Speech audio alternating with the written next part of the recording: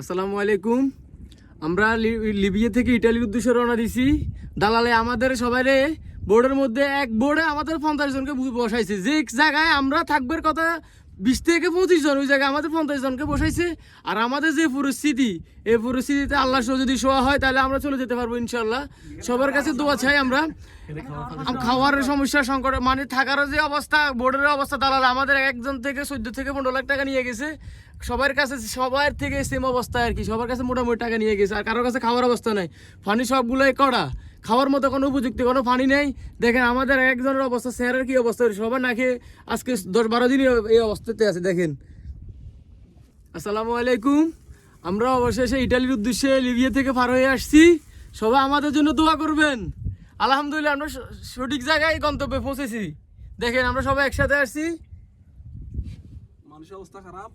যাই হোক, আমাদের অবস্থা মোটামুটি একেবারে খারাপ হয়ে গেছে। দেখেন সবাই কি জানো, এখানে একজনে কি পরিস্থিতি জানো? আসসালামু আলাইকুম। আমরা সবাই লিবিয়ার